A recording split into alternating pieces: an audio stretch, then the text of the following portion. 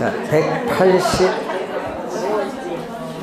183페이지에 부동산 투자를 한번 보겠습니다.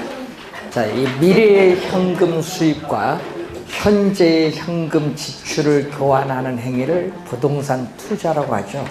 자, 미래의 불확실성에 투자하는 겁니다. 그래서 미래의 불확실한 수익을 획득하기 위해서 현재의 확실한 소비 지출을 우리가 희생하는 행위를 우리는 부동산 투자라고 합니다. 그래서 부동산 투자는 이 총 투자한 금액이 있죠.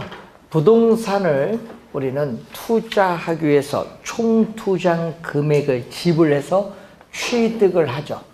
취득을 해서 보유기간 동안 운영을 하는데, 이 운영하는 동안 임대료 수입이 발생하는데, 이 임대료 수입을 전문용어로 뭐라고 하냐면 소득이득이라고 하죠. 자, 소득이득은 임대료 수입이기 때문에 연간 단위를 계산합니다. 그래서 보유는 연간 단위로 소득이득을 구하기 때문에 1년 이상 보유해야 투자입니다.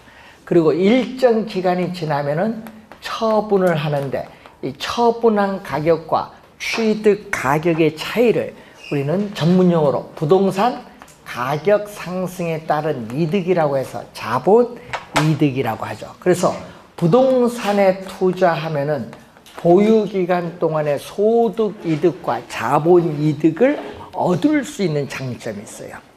그리고 또 장점 중에 하나가 낮은 금리로 융자를 받아서 자기 자본 수익률을 높이는 행위를 뭐라고 하죠?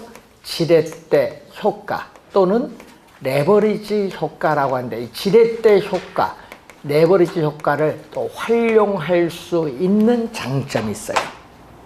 또 부동산 투자는 사용에 따라 소모되는 감가상각 비용이라든지 대출금에 대한 이자에 대해서는 세액 공제가 돼요. 세금 공제가 되기 때문에 세금을 절약할 수 있는 절세 효과를 누릴 수 있는 장점이 있죠. 그래서 총 투자 금액은 내 돈, 자기 자본도 있지만은 뭐도 있다? 우리는 부동산은 고가의 상품이기 때문에 거의 대부분 뭐를 조달한다? 타인 자본을 조달해서 우리는 매입을 하는 것이 일반적이죠. 자, 타인 자본은 두 가지가 있어요.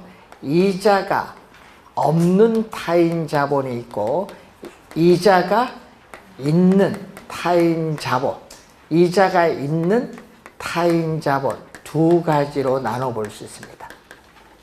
이때 이자가 없는 타인 자본은 여러분 전세금, 보증금이죠. 요즘 전세금, 보증금은 계약 만료 시에 돌려주면 돼. 이자 없이.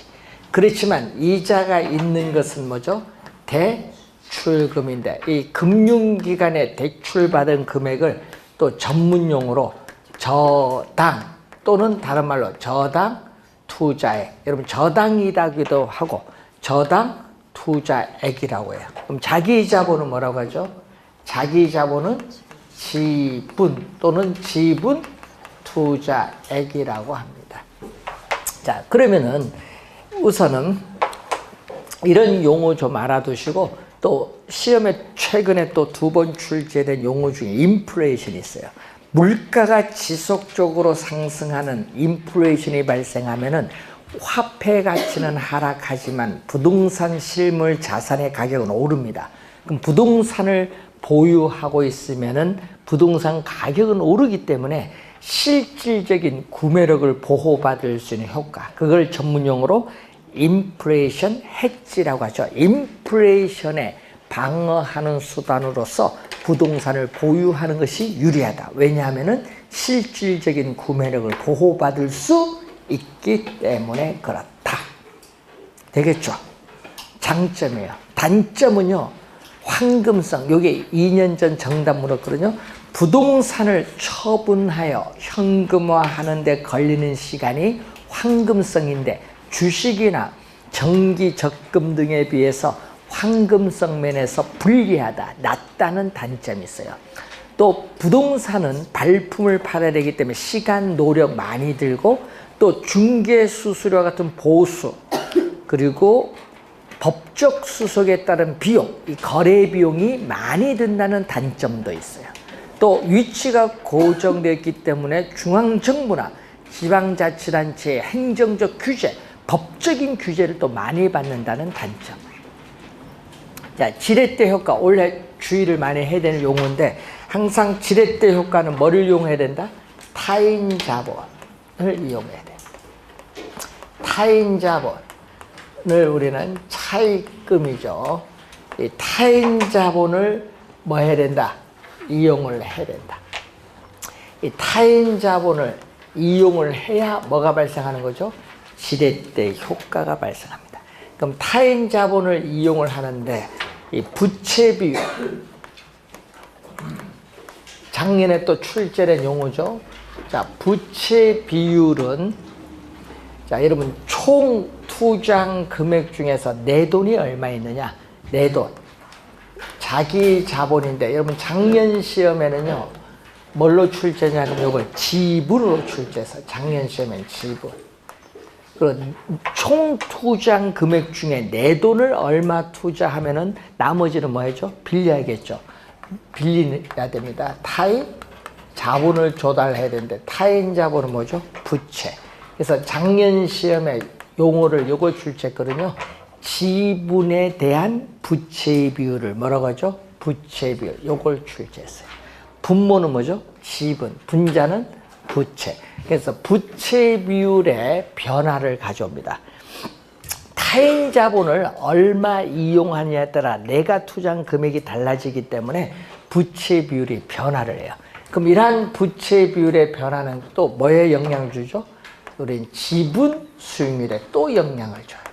부채 비율의 변화는 지분은 자기 자본이거든요. 자기 자본 수익률에 영향을 주는데 분자는 분모, 분자에서 분모는 자기 자본을 다른 말로 뭐라고 하죠? 지분 투자액. 시험에 또 우리 지분 투자액으로 또 출제를 하기도 하죠. 에 대해서 지분에 대한 대가, 이 지분에 대한 대가를 지분 수익인데 이 자기 자본에 대한 대가를 뭘로 표현하죠? 세전 현금 수지. 자, 여러분 2년 전에 이렇게 한번 냈거든요. 세전 현금 수지를 지분 투자액으로 나눈 것을 총 투자 수익률이라고 한다? 틀렸죠? 뭐다? 지분 수익률. 2년 전에 출제해서. 계산도 아니야, 말로. 수식 이해하는지 보는 거죠. 세전 현금 수지는 영업소득, 순수익이죠. 순수익에서 타인 자본을 조달했으니까 이 대출금에 대한 뭐를 빼줘야 돼? 부채 서비스액. 작년 시험에 또 출제했죠. 부채 서비스액은 다른 말로 표현하면 뭐죠? 원리금. 원리금 상환액은 뭐죠? 원금 플러스 이자인데 작년에는요 원리금 상환액을 뭘로 출제하냐면 이자 지급액으로 출제했어요. 그러니까 틀렸죠? 원리금 상환액입니다. 원금 플러스 이자예요. 자, 우선 요 수식 또 상당히 중요한 수식이다. 꼭 기억해야 돼. 자, 우선은 지렛대 효과가 두 가지로 나눠요. 자, 지렛대 효과는 두 가지. 하나는 수익금 지렛대 효과, 또 하나는 수익률 지렛대 효과. 자, 여러분 하나는 금액이고 하나는 퍼센티지 수익률. 자, 수익금 지렛대 효과는 여러분들이 많이 즐겨하는 투자, 갭 투자라고 하죠. 갭 투자. 뉴스 보면 뭐 갭 투자 얘기 많이 나오잖아요. 전세금을 안고 주택을 매입을 하는 경우. 이때 전세금은 아까 뭐라고 했죠? 무이자 타인 자본이에요. 그래서 이 전세금은 무이자 타인 자본입니다. 그래서 전세금이 금융기관에 대출을 받은 것과 똑같은 효과를 주는 거예요. 그래서 전세금을 안고 주택을 매입을 하는 경우도 지렛대 효과를 활용하는 중요한 사례라고 볼 수 있다. 집은 3번 정도 출제했죠. 수익률은 또 2년 전에 또 출제를 했었는데 정 플러스 정의 지렛대 효과, 또 뭐죠? 중립적 지렛대 효과, 또 마이너스 부의 지렛대 효과, 3가지가 우리가 있습니다. 자, 정의 지렛대 효과는 지분은 자기 자본이죠. 지분 수익률이 있고 또 종합 수익률이 있는데, 자, 여러분 종합 수익률 그리고 저당, 여러분이 금융이론에 가면 저당 수익률 또 많이 나오는데, 저당 수익률은 금융기관의 주택담보대출금리, 대출금리를 얘기해요. 자, 이럴 때 이렇게 되면은 여러분 대출금리보다 자기자본 수익률이 더 높았어요. 융자를 이용했더니 야, 투자 잘 냈어. 그래서 투자의 장점은 요걸 누려야 돼. 뭐를 누려야 된다? 정의 지렛대 효과를 누려야 돼. 근데 여러분 융자를 받아서 투자를 했어요. 여러분 융자를 받아서 투자를 했는데 문제는 지분 수익률이 변화가 없어서 다 똑같아요. 지분 수익률의 변화가 없어요. 그래서 이런 경우 중립적 지렛대 효과고, 또 여러분 융자를 받아서 투자를 했는데 오히려 자기 자본 수익률이 더 하락을 해버렸어요. 하락을 해서 이렇게 대출금리보다 낮으면 뭐가 발생한다? 마이너스 지렛대 효과를 발생한다. 그럼 투자 잘못했지 뭐예요. 그래서 여러분 이런 용어인데, 종합수익률을 우리 출제를 했는데 24회도 나오고요. 우리가 6회도 나오고 올해도 출제 예상되는 용어거든요. 잘 공부해야 됩니다. 총투자 수익률 또는 총자본 수익률. 자, 총투자 수익률, 총자본 수익률인데 부동산을 취득을 하는데 총 투자 금액에 대한 순영업소득, 순수익과의 비율을 얘기하죠. 요 용어도 시험 문제 24회 6회 출제인데 또 말로 됐죠. 순영업소득을 총투자액으로 나눈 것을 총투자 수익률이라고 한다. 맞는지 뭐. 요것도 우리 시험 문제 자주 출제되는 용어. 요 2개는 시험에 잘 나오죠. 요거. 하여튼 단골로 출제 많이 합니다. 이 개념.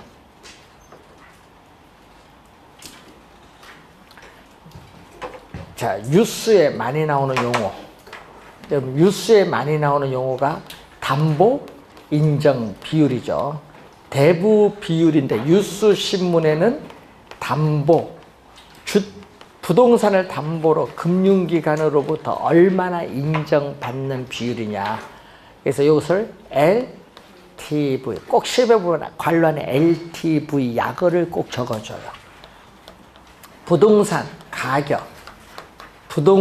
가격에 대한 대출금. 그래서 여러분 이 부동산 가격을 기준해서 대출을 얼마나 인정받을 수 있느냐. 금융기관으로부터. 자, 대부 비율이 높으면 어떻게 돼요? 여러분, 대부 비율이 40%다. 여러분, 대부 비율이 40%에서 60%로 높아지면 어떻게 돼요? 부동산 가격이 10억인데 대부 비율이 40%일 때는 4억을 대출받을 수 있는데 60%로 높아지면 얼마? 10억에 6억까지 가능해요. 그럼 이전보다 부동산 가격에 대한 대출금이 많아지죠? 자, 이전보다 이렇게 대출금, 대부 비율이 높아서 대출금이 많아지면은 우선 투자의 지렛대 효과는 커져요. 우선 투자의 지렛대 효과는 뭐 한다? 커진다. 지렛대 효과도 커지지만은 또 대출금이 이전보다 많아지면 주택 수요자인 차입자에 있어서의 원리금, 상환 부담도 이전보다 뭐 한다? 높아져요. 이전보다 높아지면은 원금 이자를 제때 못 갚게 될 뭐죠? 채무, 원금 이자를 제때 못 갚는 것을 채무 불이행인데 채무 불이행의 가능성도 뭐 한다? 높아지게 돼요. 높아지면서 금융기관으로부터 자금을 융통받는 것을 뭐라고 해요? 금융. 금융기관으로부터 자금을 융통받는 걸 금융인데 금융상의 위험도 어떻게 돼요? 높아지죠. 위험이 높아져요. 그래서 2년 전에는 위험이 낮다로 출제했잖아요. 위험이 높아진다는 걸 주의해 두셔야겠죠. 자, 만약 전액 자기 자본으로 투자하면 어떻게 될까요? 여러분, 타인 자본을 이용을 해야 지렛대 효과가 발생하는데 타인 자본을 이용하지 않고 전액 자기 자본으로 투자하면, 자, 여러분, 타인 자본을 이용을 하지 않았다. 그래서 전액 자기 자본으로 투자하는 경우에는 당연히 지렛대 효과는 발생하지 않습니다. 우선 지렛대 효과 발생하지 않고 또 무슨 거? 금융기관으로부터 자금을 융통받음으로써 생기는 위험도 발생하지 않는다. 융자 안 받았으니까. 그래서 요 전액 자기 자본으로 투자하면요, 융자가 없기 때문에 종합 수익률, 즉 총 투자 수익률과 지분 수익률은 항상 같아요. 여러분, 융자가 없으면은 종합 수익률과 지분 수익률은 항상 뭐다? 같다. 여러분, 요 두 개가 항상 같은데 융자를 이용해도 요게 같게 되면은 중립적이라는 얘기예요.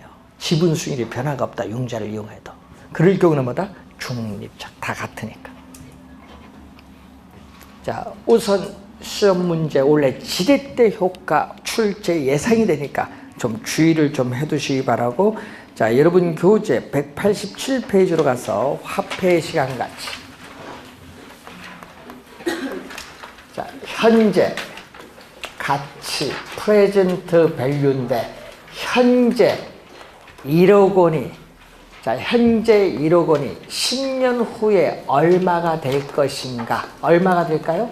1억보다 많아요. 미래 가치는 퓨처 밸류. 현재 가치 1억 원은 10년 후에 얼마가 되느냐? 1억보다 더 많죠. 왜 많으냐? 이자율을 적용하잖아요. 뭐를 적용? 이자율을 적용해서 우리는 할증을 해요. 할증. 네, 할증. 할증을 하기 때문에 더 많아요. 그러면 여러분, 5년 후에 1억 원이 현재 얼마냐? 1억보다 적겠죠. 왜? 여기는 뭐를 적용한다? 할인율을 적용해서 뭐를 하죠? 여기는 할인을 하잖아. 할인. 예? 디스카운트. 할인을 하게 되죠. 그래서 여러분이 요 가치가 같은 게 아닙니다. 5년 후에 1억 원과 현재 1억 원을 비교하면은 현재 1억 원이 크다. 왜냐하면은 5년 후에 1억 원은 현재의 가치로 할인하면은 1억보다 작다. 그래서 항상 여러분 주의해야 될 것은 이렇게 미래 가치와 현재 가치가 다릅니다. 화폐 시간적 가치를 고려를 해서 우리 투자를 판단해야 되는데, 투자의 판단 시점은 무슨 시점에서? 현재 시점에서 판단을 해야 되기 때문에 이거 상당히 중요한 용어입니다. 자, 그래서 우선은 그 관계를 염두에 두시고 188페이지로 오시면은 이자 계산 방법은, 자, 여러분, 이자 계산 방법은 두 가지가 있어요. 단리와 복리 두 가지 방법이 있는데 우리는 뭐를 사용한다? 복리. 이자를 지급을 하는 복리 계산을 하고, 단리는 이자를 지급하지 않죠. 요거는 사용하지 않고 우리는 이자에도 이자를 지급하는 복리 계산 방법을 사용하고, 연이자율은 10%라고 가정을 했을 때 현재 얼마냐? 현재 프레젠트 밸류, 현재의 가치 100만 원. 자, 현재 100만 원이 1년 후에는 얼마가 되느냐? 자, 여러분, 현재 100만 원이 1년 후에 얼마가 되느냐? 얼마? 100만 원 곱하기 얼마? 100만 원은 원금이고 100만 원에 연이자를 10% 곱하면 이자거든요. 원금 이자를 더해주면은 1년 후에 가치가 돼요. 그럼 100만 원이라는 공통되는 숫자를 이렇게 묶어서 괄호를 해버리면 1 플러스 0.1인데 괄호를 풀면요 100에 1을 곱해주면 요게 나오고 또 100에 0.1을 곱해주면 요 뒤에 수식인데 요때 요 가운데 플러스가 여기로 들어가는 거예요. 왜? 질문을 하니까 해주는 겁니다. 괄호를 왜 치냐? 저도 모르겠어. 네? 계산을 좀 빨리 하기 위해서 그렇죠. 우선은 얼마? 100만 원에 10만 원 더해주면 110만 원. 그래서 현재 100만 원은 1년 후에 110만 원의 가치가 있어요. 그럼 110만 원이 다시 1년 후에는 얼마? 자, 복리로 들어갑니다. 처음에 이자 10만 원 나왔죠? 이 10만 원에 또 이자 준다는 얘기예요. 그래서 얼마? 우리는 원금은 얼마? 110만 원. 다시 110만 원에 몇 프로? 10% 이자. 원금 이자요. 더해줍니다. 자, 그럼 공통되는 숫자 110만 원 곱하기 얼마? 1 플러스 또 0.1. 공통되는 숫자를 또 묶어냈어요. 자, 이때 이 110만 원 자리에 요 숫자를 여기에 넣어주는 거예요. 110만 원 자리에 요 숫자를 넣어주면은 100만 원 곱하기 1 플러스 0.1이 몇 번? 하나, 둘, 두 개 곱해지는 겁니다. 그래서 얼마? 제곱. 1년 후일 때는 1승이고 2년 후일 때는 제곱이에요. 그래서 121만 원. 여러분 복리 계산하면요 121만 원이 나오는 거예요. 120만 원이 나오는 게 아니라 120만 원 나오는 건 단리 계산이고 아까 여기 10만 원에 또 이자를 붙었다는 얘기예요. 그래서 121만 원이 나오는 겁니다. 복리 계산으로 가는 거예요. 자, 이런 식으로 또 계속 가면 얼마? 또 N 년 후에는 100만 원 곱하기 1 플러스 0.1인데 2년 후일 때는 제곱이니까 N 년 후일 때는 몇 수? N수. 원리가 이렇게 주어지죠. 자, 그러면 FV 연이자율 R% 몇 년? N년 후의 미래 가치는 100만 원은 무슨 가치? PV 100만 원은 현재의 가치 곱하기 1 플러스 연이자율 R 퍼센티지 몇 년? N년 후. 자, 이때 현재 100만 원 현재 가치 100만 원이 N년 후에 미래에 얼마의 가치가 되는가 구해주기 위해서는 이 빨간 수식을 곱해주는데 이 빨간 수식은 우리는 일시불의 미래 가치 계수. 자, 일시불의 미래 가치 계수라고 해요. 자, 일시불의 미래 가치 계수인데 미래 가치 요거 해서 일시불의 미래 가치 계수를 일시불의 내가 계수라고 해요. 현재 가치 100만 원이 N년 후에 얼마가 될 것인가를 구해주는 계수를 말합니다. 자, 여기서 PV는 또 얼마? PV. 요걸 구하고자 할 때는 양변을 뭘로? 1 플러스 R의 N승으로 양변을 뭐 해주면 돼? 나눠주면 돼요. FV 곱하기 양변을 1 플러스 R의 N승으로 나눠줬어요. 1. 또 요 빨간 수식인데 자, 여러분 5년 후에 미래가치 1억 원이 현재 얼마가 되느냐? 그럼 요 빨간 수식을 곱해주는데 이 빨간 수식을 우리는 또 일시불의 현재 가치 계수라고 해요. 일시불의 현재 가치 계수인데 이때 현재 가치를 또 줄여서 현가 일시불의 현재 가치 계수를 일시불의 현가 계수라고 해요. 자, 그런데 3과 3분의 1을 곱하면은 1이 되는데 이때 3과 3분의 1은 두 수는 서로 역수관계예요. 그럼 두 개 곱하면 어떻게? 빨간 수식 두 개를 곱하면 요거 없어지죠. 약분돼서 없어지면 보다 이것도 역수관계. 그래서 뭐에 있다? 역수관계에 있다. 일시불의 미래가치계수와 일시불의 현재가치계수는 어떤 관계? 역수관계에 있다. 자, 그러면 이제 10월 달에 여러분 시험이 아직 200일, 아직 190대로 안 들어왔거든요. 아직 200일 남았어요. 이제 아직 많이 남았습니다. 시험에 나오면 이렇게 내요. 자, 여러분 본 시험에는 이런 문제를 내요. 여러분 10월달 우리가 시험에 칠 때 우리 중개사 시험 본 시험에 가면 이런 문제가 나옵니다. 자, 현재 토지 가격은 1억 원. 자, 현재 토지 가격은 1억 원이에요. 그리고 매년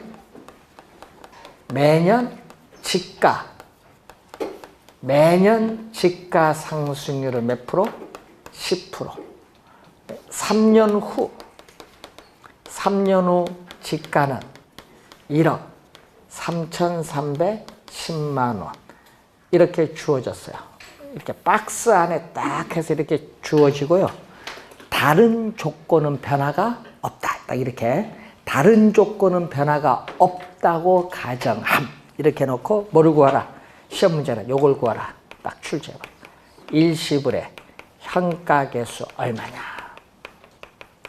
요거 얼마냐? 요걸 구하라. 출제해버립니다. 그러면은 요걸 이용하는 거거든요. 주어진 거는. 자, 3년 후 지가 요거 이용하는 거예요. 자, 3년 후 지가 갑니다. 자, 3년 후 토지 가격은 지금 얼마 나왔죠? 1억 3,310만 원이 주어졌어요. 자, 니꼬르 현재 지가 얼마? 현재 지가 얼마 나왔다? 1억 원 나왔어요. 곱하기 이제 현재 지가 나왔고 이제 여기 나왔네. 1 플러스 매년 지가 상승률 몇 프로? 10%, 0.1. 매년 지가 상승률이 연이자율 개념이잖아요. 10%. 몇 년 후? 3년 후 세제곱. 그럼 1 플러스 0.1인데 1.1을 몇 번? 3번 곱해준 1.331인데 1억 원에 1.331을 곱해줬더니 1억 3,310만 원이 나온 거예요. 요 수식 문제 요 조건을 가지고 요 수식을 이렇게 썼어요. 근데 요게 뭐라고 했어요?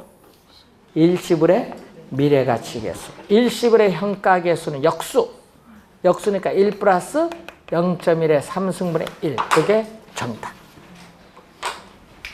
시험 문제는 이렇게 출제하는 겁니다. 본 시험에는. 요 이해하고 역수관계 이해하는지 여부를 묻는 문제를 출제한 거예요. 이런 걸 여러분 풀 줄 알아야 돼. 본 시험을 하거든. 그럼 작년에 출제된 문제는 요거죠. 작년은 어느 걸 출제느냐. 자, 5년 후에 여러분 5년 후에 1억이 현재 얼마냐 출제했어요. 그러면 현재 얼마? 요거죠. PV 현재 얼마? PV는 몇 년? 5년 후에 얼마? 1억 원. 5년 후에 1억 원이 현재 얼마냐? 할인 해겠죠. 할인율을 적용하는데 문제에서는 할인율 7% 줘서 7%니까 얼마? 0.07. 할인율 7% 주어졌고 몇 년? 5년 후에 1억 원이 현재 얼마냐? 5승. 그럼 1.07을 5번 곱하면 돼. 5번 곱해서 1억 원을 이걸로 나눠주면 되는데 시험 문제는 뭘로 나왔냐면요. 10만 원 이하는 반올림하라. 그래서 약 7,100만 원이나 반올림해서. 이게 작년 정답. 5년 후에 1억 원이 연간 할인율 7%일 때 현재 얼마냐? 뭐 1억보다는 적긴 적은데 그게 할인율 7%일 때 얼마? 7,100만 원이 된다. 작년 출제된 문제. 원리를 묻는 문제를 출제하는 겁니다. 자, 전자계산기도 잘 활용하면 좋습니다.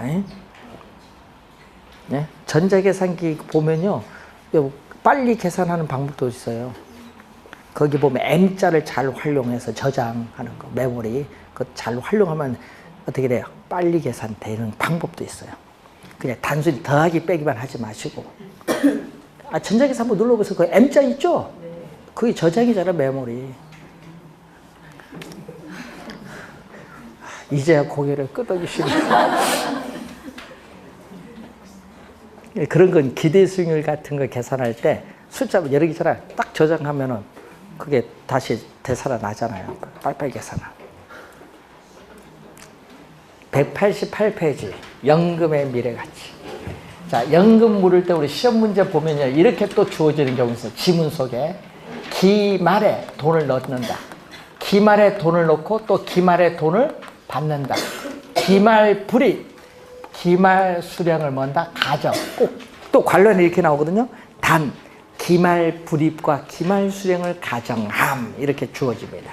자, 그러면은 가정했을 때 한번 봅니다. 현재 기말이죠. 1년 말. 또 N은 마이너스 1년 말. 또 N년 말. 이렇게 매년 말에, 자, 매년 말에 동일한 금액의 연금을 받아요. 자, 매년 말에 동일한 금액의 연금을 받는데 문제는 이 연금을 계속 은행에 적립을 해 나갑니다. N년 말 만기가 됐을 때 받을 수 있는 총 금액 얼마냐?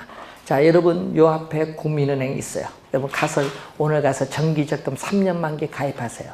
매월 10만 원 넣겠습니다. 3년 만기 가입을 해서 3년 후에 내가 받을 수 있는 총 금액 얼마입니까? 뽑아주세요 하면 뽑아줘, 컴퓨터로. 그거 보는 거지. 그걸 우리 계산해 보는 거예요. 얼마 나올 건가. 그럼 3년 만기 정기적금 가입을 했을 때 매월 10만 원씩 넣고 만기 됐을 때 받을 수 있는 총 금액 얼마냐 구해보자 얘기입니다. 그러면 N년 말 은행에 넣었어요. 여러분 N년 말 A원을 은행에 넣자마자 만기 됐어요. N년 말 넣자마자 만기 되니까 바로 찾아요. 이자 없어요. A원. 그러면 N-1년 만에 A원을 넣으면 1년 동안 뭐죠? 이자가 붙어요. 얼마? 만기까지 이자가 1년 붙잖아요. 1 플러스 RMS 1승. 자, 이런 식으로 보면은 1년 말에 A원을 적립하면 이자는 얼마 붙어요? 이자는 복리계산입니다. N년 말에서 뭐를? N년 말에서 1년을 빼니까 몇 년 동안? N-1년 동안 이자가 붙어요.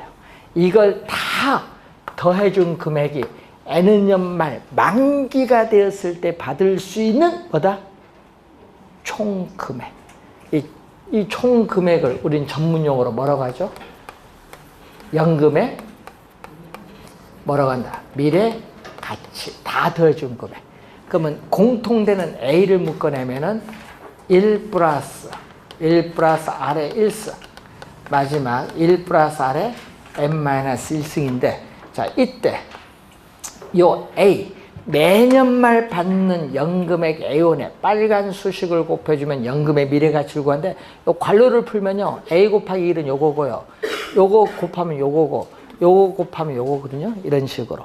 일단 요거 다 더해준 게 연금의 미래가치입니다. 자, 이때 요 빨간 수식은 뭐냐? 연금일 때는요, 연금일 땐 연금 나오고요, 미래가치일 때는 미래가치 개수 써주면 돼요. 그래서 매년 말 받는 연금액 A원에 연금의 미래가치 개수를 곱해주면 연금의 미래가치를 구할 수 있다. 그럼 이 말은 뭐죠? 연금의 내가계수는 매년 말 받는 연금액 A원을 은행에 계속 적립을 해 나갈 때 N년 말 만기가 되었을 때 받을 수 있는 총 금액 구해주는 개수를 말합니다. 예? 그러면 이 원리를 이해를 해야 문제를 푸는데, 자, 오늘 프린트 1번 문제 한번 봅니다. 자, 1번 문제 한번 보시면은 얼마? 자, 현재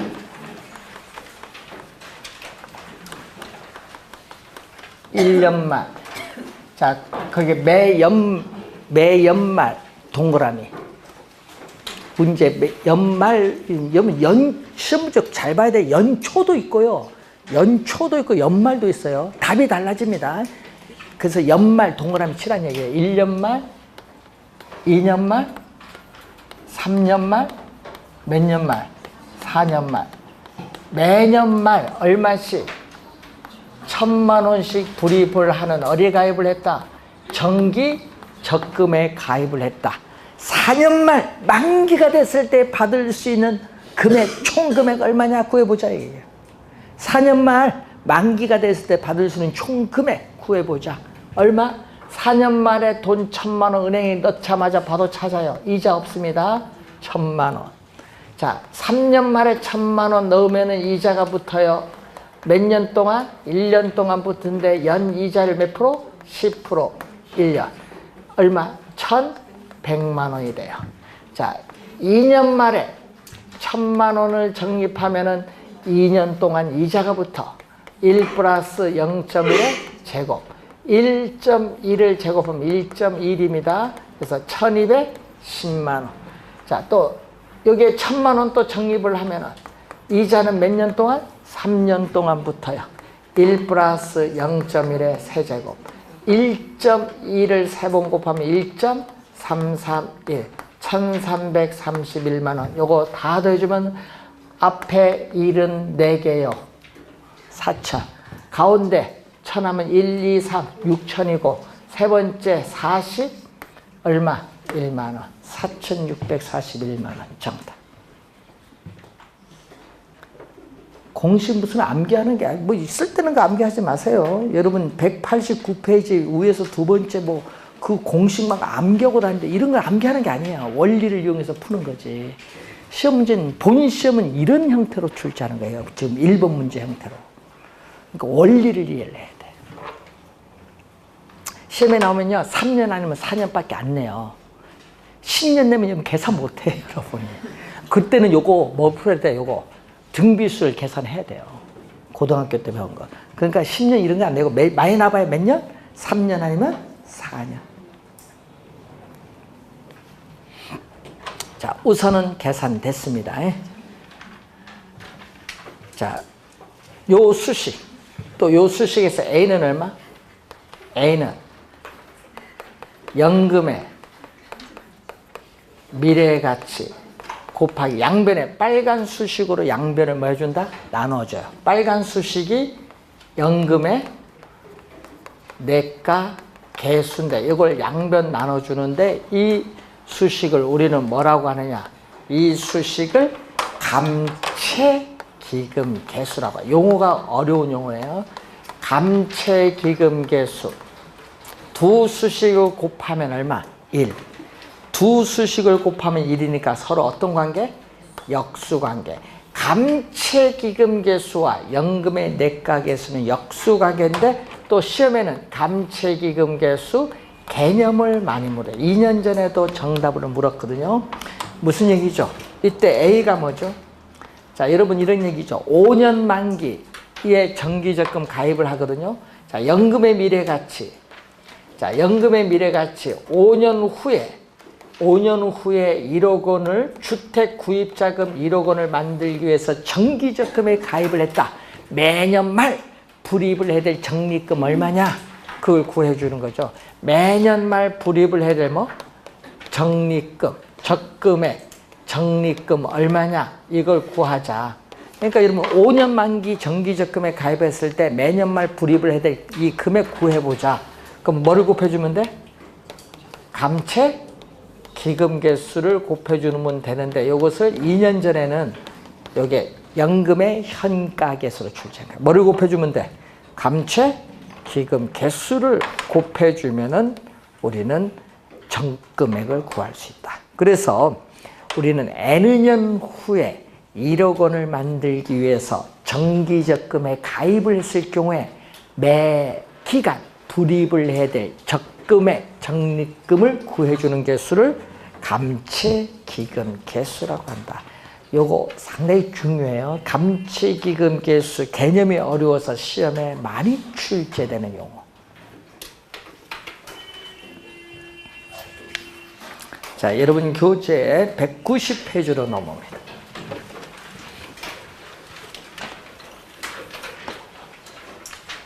현재 1년 말, 또 기만 2년 말, 자, N년 말, 또 매년 말에 동일한 금액의 연금을 받고 있어요. 자, 이렇게 매년 말에 또 동일한 금액의 연금 애운을 받는데 여러분 매년 나는 받기 싫다. 현재 일시불로 한꺼번에 받겠다 할 수 있습니다. 우리나라 국민연금 초창기에는 일시불로 지불했어요. 요청하면은. 지금은 아니죠. 그러면 일시불로 받으려면 다 뭘로 와야 돼? 미래 안 받겠다. 현재로 고쳐야지 뭐. 그럼 1년 말에 A1 안 받겠습니다. 현재 고치면 얼마? 할인해야겠지. 그러니까 1 플러스 R 할인해 들어오는데 몇 년? 1년이니까 1승. 그럼 2년 말에 A1은 현재 얼마? 2년 말에 A1은 할인을 지금 할인율을 적용했는데 기간이 몇 년이에요? 2년이니까 얼마? 제곱. 자, 이렇게 오면은 N년 말 A1은 얼마? 할인을 하면은 1 플러스 R의 기간이 총 몇 년? N년. 할인을 했어요. 이걸 전부 더해준 금액이 여러분 현재 한꺼번에 일시불로 받는 금액이에요. 현재 한꺼번에 일시불로 받는 이 금액을 우리는 전문 용어로 뭐라고 하냐? 연금의 현재 가치란 말이에요. 연금의 현재 가치. 그럼 다 더해주면 또 A라는 공통되는 숫자를 묶어내면은 1 플러스 R의 1승분의 1, 1 플러스 R의 제곱분의 1, 마지막 얼마? 1 플러스 R의 N승분의 1이 나오죠. 이때 요 수식, 또 요 수식인데 매년 말에 받는 연금의 A1에 이 빨간 수식을 곱해주면 연금의 현재 가치를 구할 수 있는데, 이때 연금이 또 나오면 연금이고 현재 가치 나오면 현재 가치 개수로 써주면 돼. 매년 말에 받는 연금액 A1에 연금의 현가 개수를 곱하면은 연금의 현재 가치를 구할 수 있는데, 이때 A는 얼마? A는 또 요 A 값은 얼마? 양변을 빨간 수식으로 나눠주면 돼. 양변을. 연금의 현재 가치인데 양변을 뭘로? 요 빨간 수식 양변을 나눠버리면 돼. 그래서 연금의 뭐죠? 현가 개수로 나눴습니다. 이때 요 것을 전문 용어로 우리는 저당 상수라고 해요. 저당 상수. 그럼 또 요 두 개 곱하면은 1. 연금의 현가 개수와 저당 상수는 또 어떤 관계? 역수. 세 가지 배웠죠. 연금의 현가 개수와 저당 상수 역수. 연금의 내가 개수와 감채기금 개수 역수. 일시불의 내가 개수와 일시불의 현가 개수 역수. 세 개 역수 관계 꼭 기억해 두고 시험에는 또 이렇게도 내요.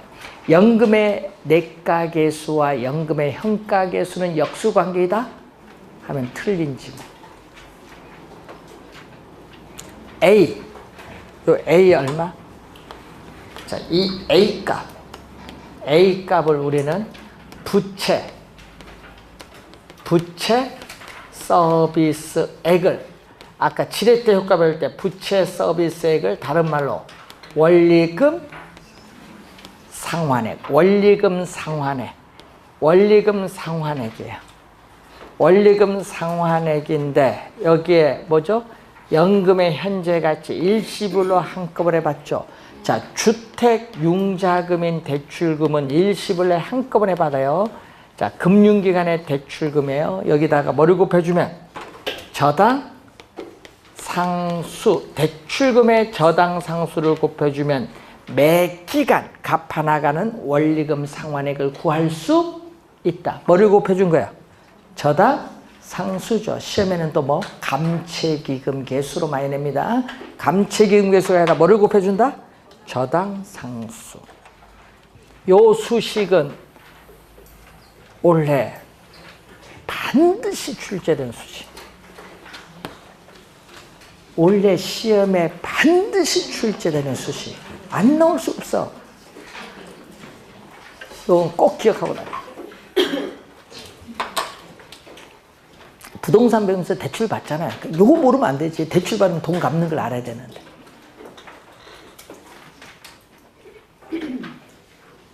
원래 반드시 출제되는 수시라고 했습니다.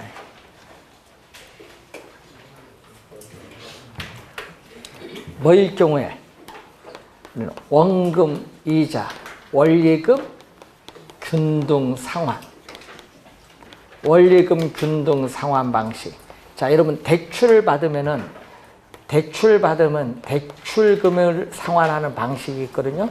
자, 여러분 금융이론에 가면은 대출 받으면 대출금에 대해서 상환하는 방식 세 가지 있어요. 원리금 균등상환, 원금 균등상환, 원리금 체증식 상환 세 가지인데 그 중에 원리금 균등상환 방식. 그래서 원리금 균등상환 방식일 때 요걸 이용을 하는데 또 그림이 하나가 어디 나와 있다 얘기죠. 자, 여러분 교재에서 193페이지 보시면은 원리금 균등상환 방식일 때 그림이 나와 있어요. 자, 이런 얘기죠. 만기 대출 기간인데 이자 지급 곡선은 우하향하는 곡선이고 또 원금 상환하는 곡선은 우상향하는 곡선인데 우리가 금융에 가서 또 배우는 거죠. 자, 이때 첫 번째 달, 자, 첫 번째 달에 원금 상환액은 가장 낮고 이자 지급액은 가장 많아요. 자, 기간이 경과할수록 이자 지급액은 체갑, 원금 상환액은 체증. 만기에 가까이 갈수록 원금 상환 곡선이 기울기, 이자 지급 곡선의 기울기는 급해진다. 만기에 가까이 갈수록. 그리고 또 만기의 약 3분의 2. 자, 만기의 약 3분의 67% 정도, 3분의 2 정도 지났을 때 대출금의 약 50% 반이 상환되었다고 볼 수 있다. 자, 이때 요 원금, 요게 이자인데 이 원금 있죠? 이 원금액만큼 더해준 요게 원금 플러스 이자입니다. 이게 원금 플러스 이자. 요게 바로 뭐죠? 원리금 상환액인데 이 원리금 균등 상환 방식은 요거죠. 만기까지 대출 기간 내내 동일한 금액을 상환해 나가는 방식을 원리금 균등 상환 방식. 자, 이번 2년 전 정답 한번 2년 전에 요거 정답 물었어요. 한번 볼까요? 자, 2년 전 정답을 물었는데 자, 여러분이 얘기거든요. 요 금액만큼 원금이 증가하는데 또 얼마? 이자가 줄었어요. 요 두 개가 같아요. 네? 그럼 이 정도 기간이 오면은 처음에보다 원금은 이만큼 증가했고 요거 전보다 이자는 감소한데 이 금액과 이 금액이 똑같기 때문에 원리금은 변화가 없어요. 그래서 어떻게 돼요? 기간이 경과할수록 이자는 감소하는데 동일한 금액의 원금이 증가하기 때문에 원리금은 변화가 없다. 그 지문을 2년 전 정답으로 물었어요. 작년은 요거 출제했어요. 기간이 경과할수록 원금 상환액은 증가한다, 감소한다? 증가하죠? 작년에 출제했어요. 하여튼 이 그림을 가지고 말로 출제를 하기 때문에 이 그림을 잘 이해를 해 두셔야 돼요. 자, 이렇게 해서 여러분 교재 193페이지 중간까지 설명을 했습니다. 자, 잠시 쉬고 194쪽으로 가겠습니다.